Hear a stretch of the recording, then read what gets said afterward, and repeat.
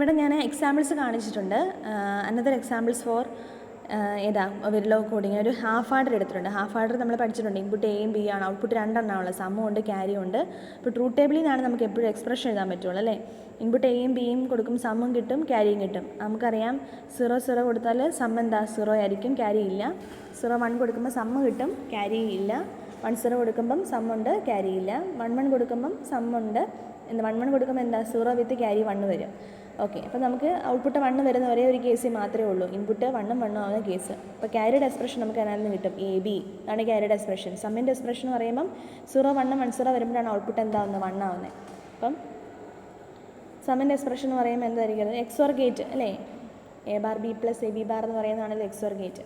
അപ്പം നമുക്ക് ആദ്യമേ തന്നെ അതിനകത്ത് എന്ത് ചെയ്യാം, എക്സ്പ്രഷൻ എഴുതാൻ പറ്റും അല്ലേ. അപ്പോൾ സമ്മിൻ്റെ എക്സ്പ്രഷൻ എന്ന് പറയുന്നത് എന്താണ്, എ എക്സോർ ബി ആണ് സമ്മിൻ്റെ എക്സ്പ്രഷൻ. ക്യാരിയുടെ എക്സ്പ്രഷനോ എ ബി എന്ന് പറയുന്നതാണ് ക്യാരിയുടെ എക്സ്പ്രഷൻ. ഇനി നമുക്കിത് പ്രോഗ്രാമാക്കി മാറ്റാമല്ലോ. പ്രോഗ്രാമാക്കി മാറ്റുകയാണെങ്കിൽ നമ്മൾ എന്താ ചെയ്യുന്നത്, ആദ്യം നമ്മളൊരു മൊഡ്യൂളിന് ഞാനൊരു പേര് കൊടുത്തു, അതുകൊണ്ട് അണ്ടർസ്കോർ യൂസ് ചെയ്തിരിക്കുന്നത് കണ്ടോ.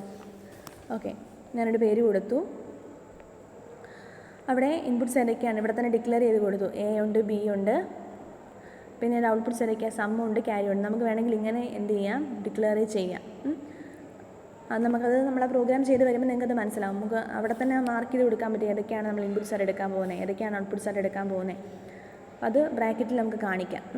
അത് കഴിഞ്ഞിട്ട് എഗെയിൻ നമ്മൾ എന്ത് ചെയ്യണം, എടുത്ത് ഡിക്ലെയർ ചെയ്യണം. ഇൻപുട്ട്സ് എന്ന് പറയുന്നത് എ, ബി എന്ന് എഴുതാം, അല്ലെങ്കിൽ input A semicolon input B എടുത്ത് സ്പെഷ്യലായിട്ട് എടുത്ത് വേണമെങ്കിൽ എഴുതാം, ഒറ്റ സെൻസിൽ വേണമെങ്കിൽ എഴുതാം. ഔട്ട്പുട്ട്സ് എന്തൊക്കെയാണ്, സമ്മുണ്ട് ക്യാരി ഉണ്ട്. സമ്മിൻ്റെ എക്സ്പ്രഷൻ അസൈൻ ചെയ്യുക ഉണ്ടോ, എ എക്സോർ ബിനെ നമ്മൾ റെപ്രസെൻറ്റ് ചെയ്യുന്നതാണ് ഇങ്ങനെ. അതുപോലെ തന്നെ അടുത്ത എ ഇൻറ്റു ബി അല്ലായിരുന്നോ ക്യാരിയുടെ expression, assign carry C A is equal to. നമ്മളിവിടെ ഔട്ട്പുട്ടായിട്ട് എസ് ആണ് റെപ്രസെൻറ്റ് ചെയ്തെങ്കിൽ എസ് തന്നെ അസൈൻ ചെയ്യാൻ വേണ്ടിയിട്ട് എടുക്കാവുള്ളൂ. ഔട്ട്പുട്ടായിട്ട് ക്യാരി സി എ എന്നാണ് എടുത്തിരിക്കുന്നത്, അപ്പോൾ സി എ തന്നെ ഇവിടെ എഴുതാൻ പാടുള്ളൂ.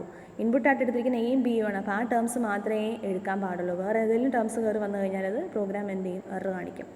ഇതാണൊരു പ്രോഗ്രാം എന്ന് പറയുന്നത്. അതാണ് gate level modelling of program എന്ന് പറയുന്നത്.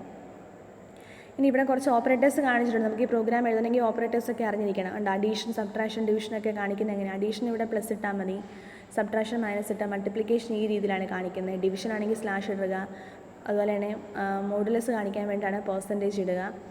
പിന്നെ റിലേഷൻ ഓപ്പറേറ്റീവ്സ് ഉണ്ട്, ഈക്വൽ ടു കാണിക്കാൻ വേണ്ടി ഇങ്ങനെ കാണിക്കാം, നോട്ട് ഈക്വൽ ടു ആണെങ്കിൽ ഇങ്ങനെ കാണിക്കാം, ഗ്രേറ്റർ ദാൻ ഒരു ഈക്വൽ ടു, ലെസ് ദാൻ ഒരു ഈക്വൽ ടു, ഇതൊക്കെ റെപ്രസെൻറ്റ് ചെയ്യുന്നത് ഈ രീതിയിലാണ്. അതുപോലെ ബിറ്റ് വൈസ് ഓപ്പറേഷൻ ഉണ്ട്,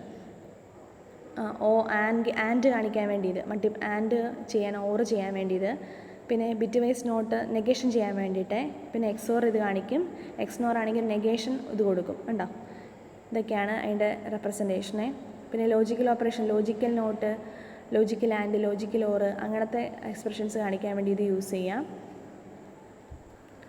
പിന്നെ ഉള്ളത് റിഡക്ഷൻ ഓപ്പറേറ്റേഴ്സ് ഉണ്ട്.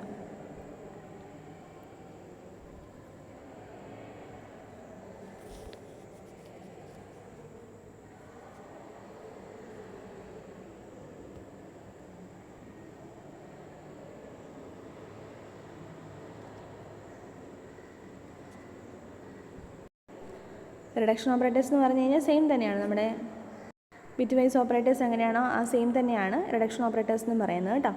പിന്നെ ഷിഫ്റ്റ് ഓപ്പറേറ്റേഴ്സ് എന്ന് പറഞ്ഞാൽ ഉണ്ട്, ലെഫ്റ്റ് ഷിഫ്റ്റും റൈറ്റ് ഷിഫ്റ്റും ഒക്കെ കാണിക്കാൻ ഇങ്ങനെ. പിന്നെ കോൺകാറ്റിനേഷൻ കാണിക്കാൻ വേണ്ടി ഇത് ഈ സിമ്പിൾ നമുക്ക് യൂസ് ചെയ്യാം എവിടെയെങ്കിലും ആവശ്യമുണ്ടെങ്കിൽ. ഉണ്ട് നമുക്ക് ആ ഒരു 1 ടിക്ക് ബിറ്റ് 0 ഒക്കെ കാണിക്കാൻ വേണ്ടിയൊക്കെ നമുക്ക് കോൺകാറ്റിനേഷൻ ആവശ്യമുണ്ട്, നമുക്കത് യൂസ് ചെയ്യാൻ പറ്റും.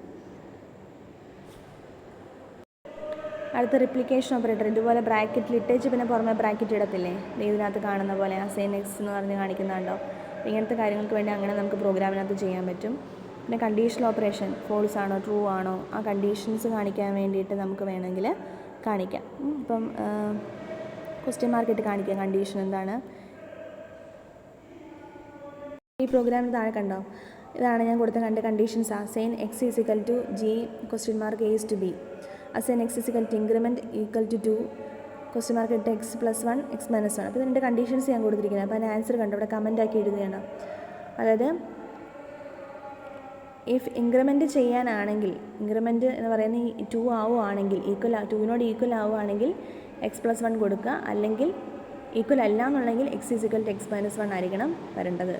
അസൈൻ എക്സ് എന്ന് പറയുന്ന വാല്യൂ ഒന്നെങ്കിൽ എപ്പോഴെങ്കിലും 2 ആവുകയാണെങ്കിൽ എന്ത് വരണം, x+1 ആയിരിക്കണം. ഒരു പക്ഷേ ഇനി ഇൻക്രിമെൻറ്റ് എന്ന് പറയുന്നത് 2 ഈക്വൽ അല്ല, എങ്ങനെയാണ് വരുന്നതെങ്കിൽ ഔട്ട്പുട്ട് എന്ന് പറയുന്നത് x-1 ആയിരിക്കണം. ഓക്കെ.